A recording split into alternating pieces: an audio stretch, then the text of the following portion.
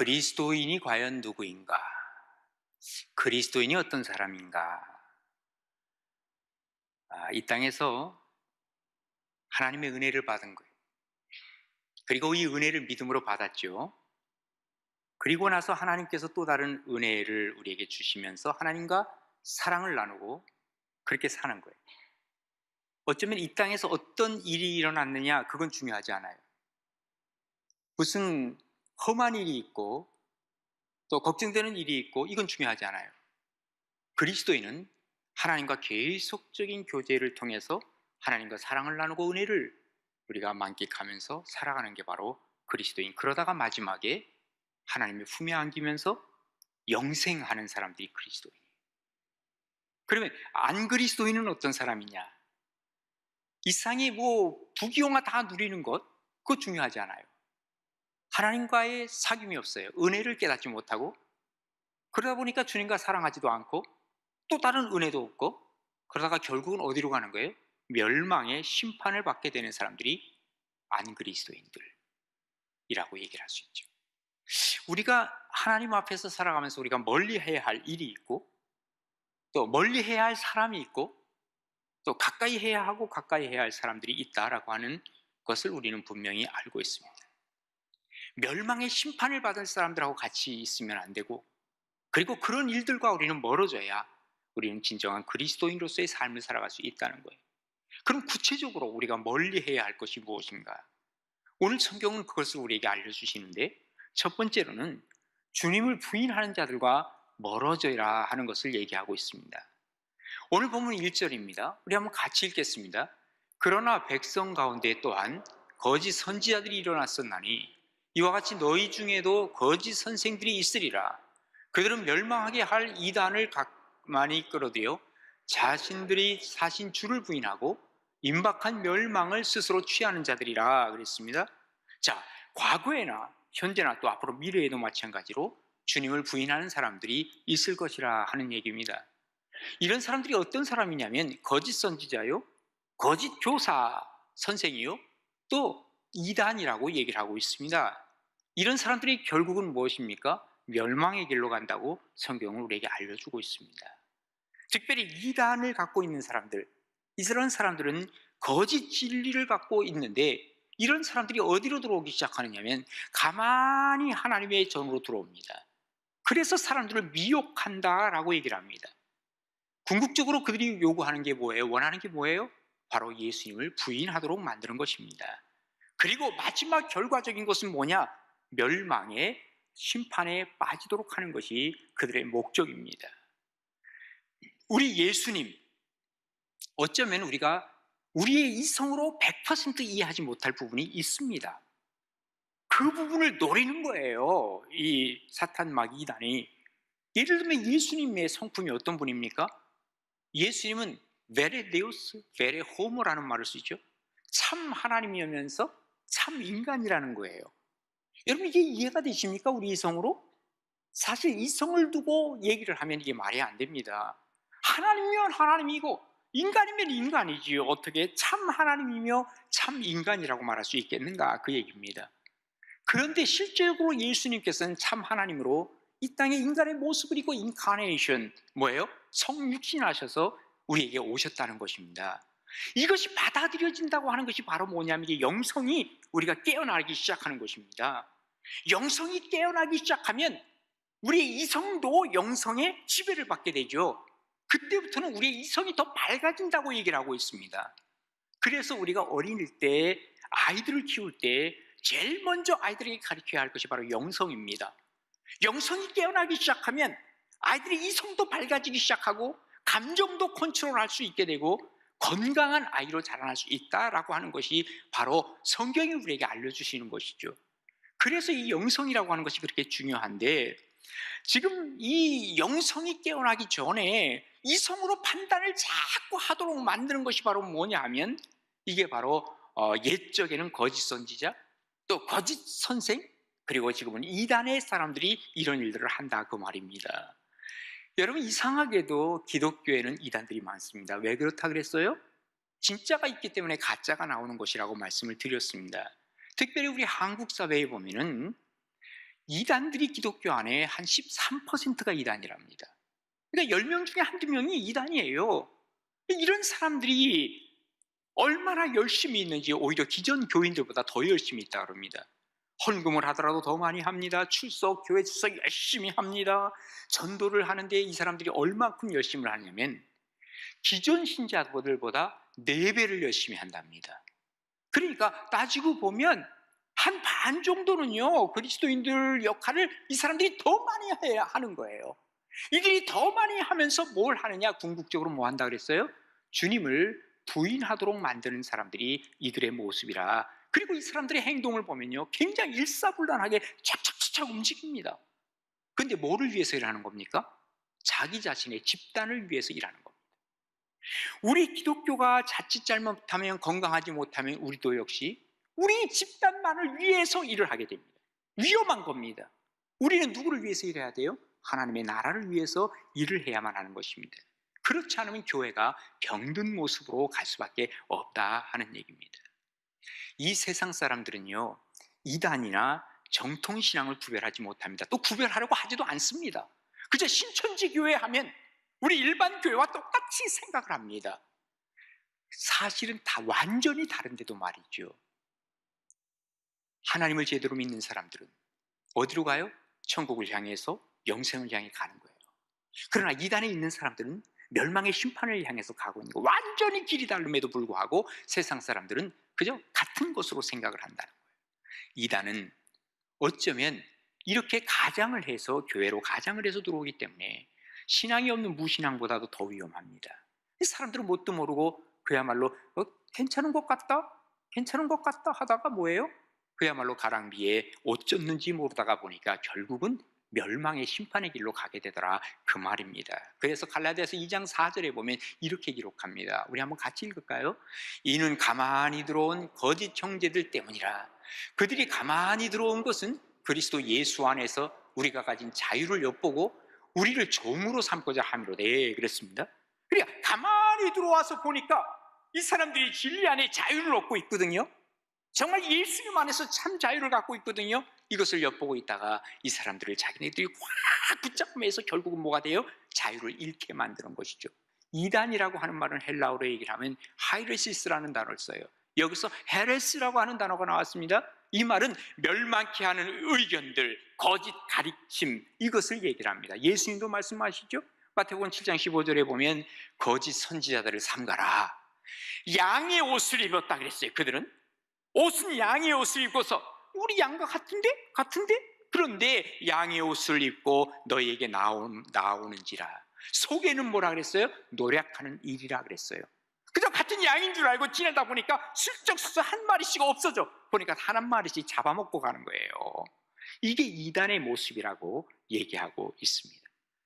정말로 주님을 부인하는 일까지 나아가면 그것은 멸망으로 가는 것입니다.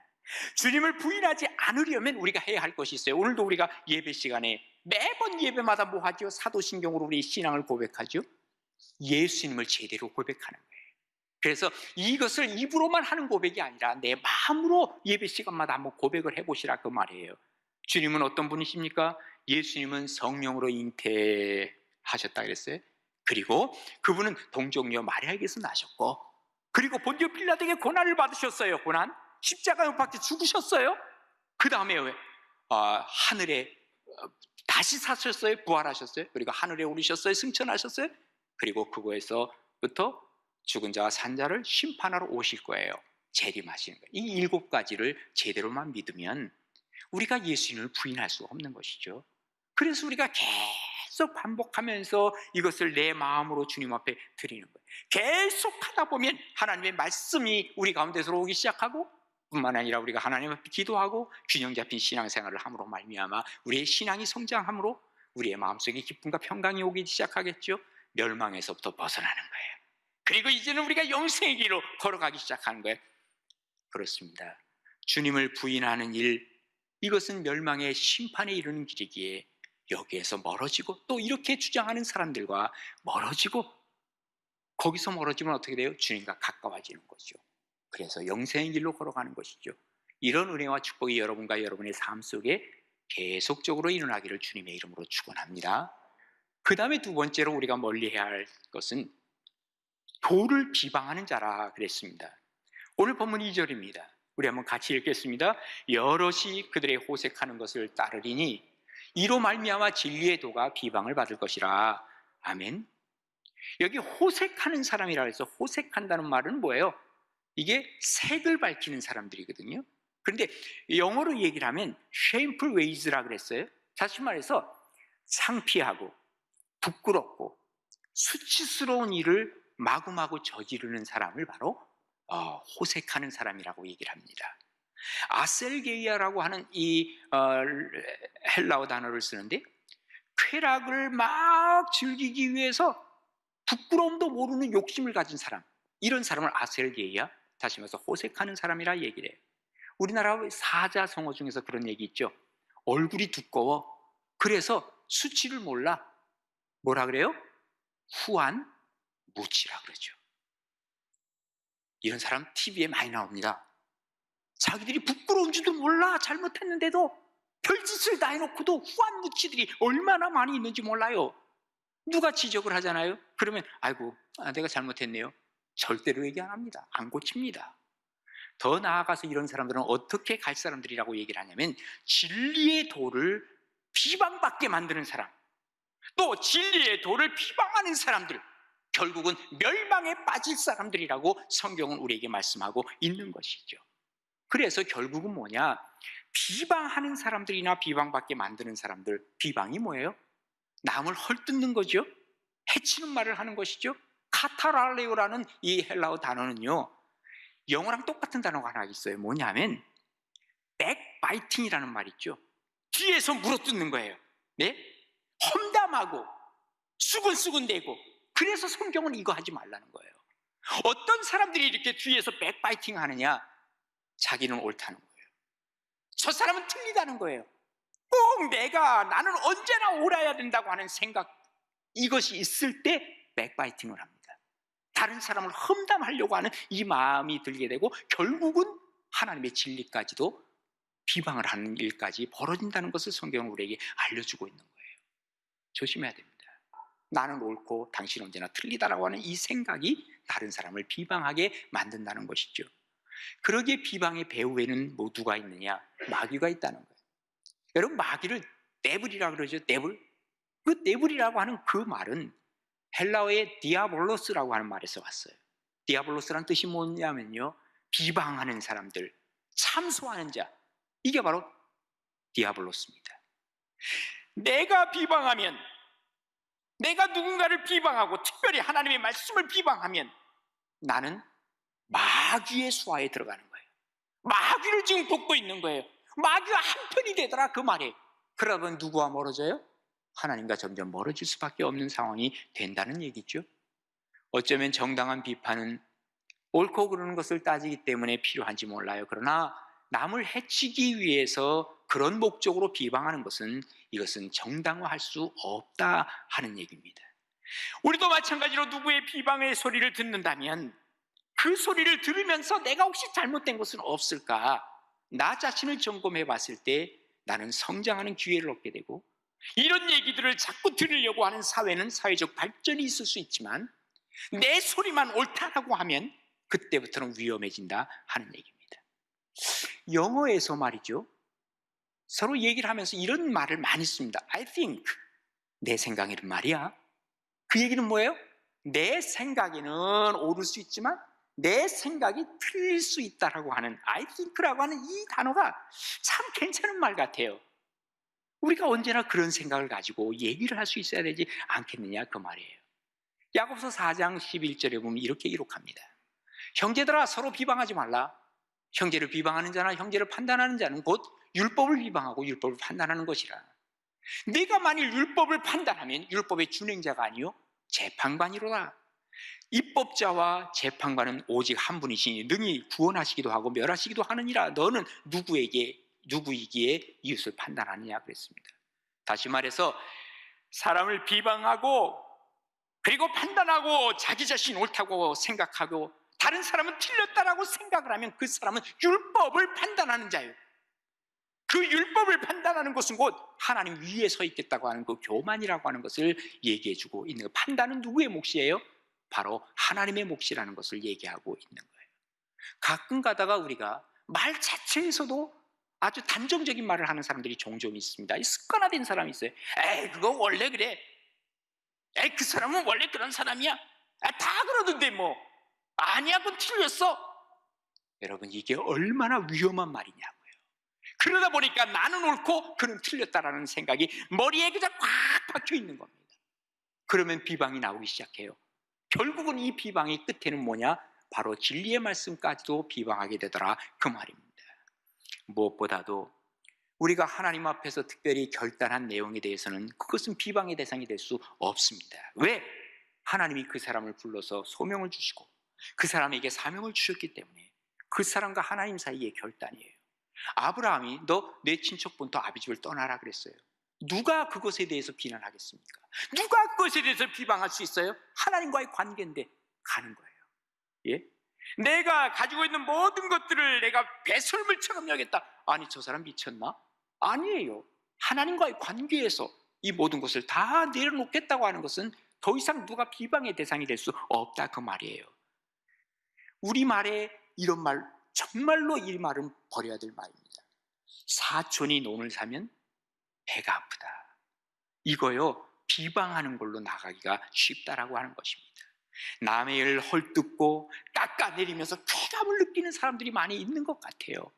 더 이상 여기에 동조하면 안 되고, 또 이런 사람과 가까이 하지 말라고 성경은 우리에게 말씀하고 계시는 것입니다. 뭐예요? 비방하는 자, 특별히 도를 비방하는 자와 함께 하지 않고 그를 멀리하라고 성경은 우리에게 알려주고 있습니다. 정말 하나님 앞에서 남을 좀 칭찬해주고 박수 쳐주고 그리고 또한 권면하고 좋은 말로 얘기해주고 이런 자리에 서서 하나님 앞에 칭찬받고 영생의 길을 걸어갈 수 있는 복된 삶이 여러분과 우리 모두의 삶이 될 수 있기를 간절히 바랍니다. 마지막 세 번째로는요, 말을 지어내는 자를 멀리하라는 거예요.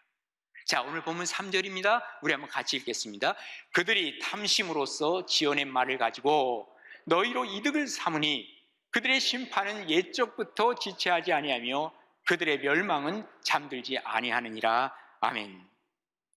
말을 지어내는 사람들, 왜 말을 지어내요? 오늘 성경대로 한다면 탐심 때문에, 자기의 이익을 위해서 말을 지어냅니다.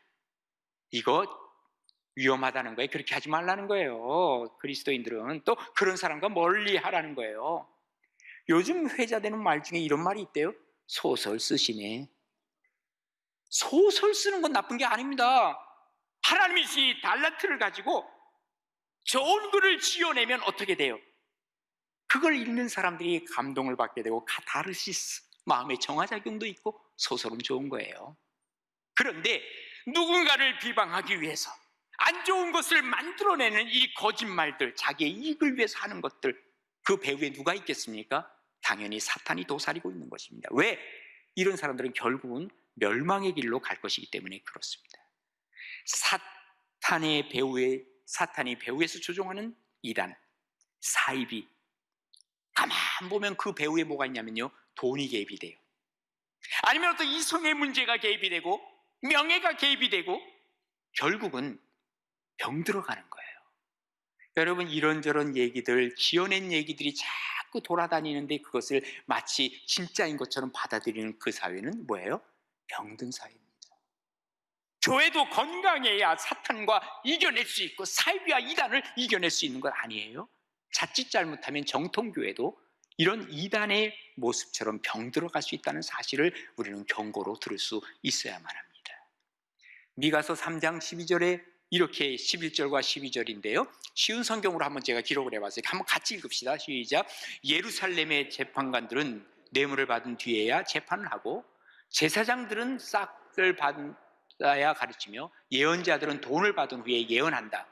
그러면서도 그들은 여호와께서 우리와 함께 계시니 우리에게 해로운 일이 생기지 않는다. 너희 때문에 시온이 발처럼 뒤집히고 예루살렘이 돌무더기로 변하며 성전이 서 있는 언덕은 숲풀로 뒤덮일 것이다. 이런 거짓말을 한다는 거예요.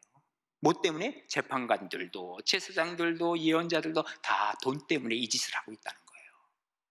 오늘날 교회가 충분히 그럴 수 있습니다. 돈 때문에 이런 일을 하고 있다면 이것은 비난받아야 할 일들입니다. 그러면서 말을 막 만들어냅니다. 뭐라고 만들어내요? 지금 여기 모든 일어나는 일들은 뭐냐? 너희들이 이 시온의 발처럼 뒤집히고 예루살렘이 돌무더기로 변하는 이러한 것은 바로 우리에게 너희들이 돈을 내지 않아서 그런 것이다. 와, 이게 정말 정통교회를 향해서 하는 얘기입니다. 살비가 될 수 있다는 것을 얘기를 합니다. 없는 말을 꾸며내는 것이죠. 이 세상에 없는 말이 지어져서 나오는 말들이 얼마나 많은지 모릅니다. 왜 그럴까요? 몇 가지 이유가 있어요. 어쩌면 자기의 이익을 위해서 거짓말들을 합니다. 한마디로 말해서 사기 행각을 하는 것입니다. 십계명에 뭐라고 얘기합니까? 내 이웃에게 거짓 증거하지 말라는 거예요. 한마디로 말해서 말을 지어내지 말라는 거예요. 특히 우리나라 사람들은요, 흑백 논리가 좀 강하다 그럽니다.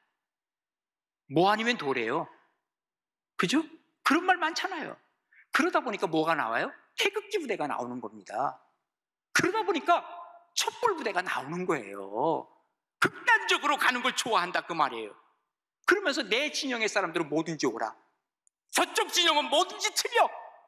그래서 우리 진영의 사람들이 나 팥으로 매주 썼다? 그럼 쓸 수 있지. 저쪽 사람들이 콩으로 매주, 말도 안 되는 소리야. 콩으로 무슨 매주를 쓰니. 이게 진영 논리입니다. 예? 그런데 이게 우리나라만 있는 게 아니라 요즘 미국도 여기 진영 논리에 빠졌어요. 누가 만든 건지 아십니까? 정치인들이 만든 거예요. 이용당하지 마세요. 이용당하지 마세요. 자기가 당하는 줄도 모르고 그 속에 들어가는 것이 얼마나 많이 있는지 몰라요. 성경은 이것을 경계하고 있는 겁니다. 하나님은 없어, 하나님은 죽었어. 그러다가 결국 진화론이 나오잖아요. 어디서부터 시작된지 아십니까? 에덴 동산에서 시작된 거예요. 말을 지어내는 것은.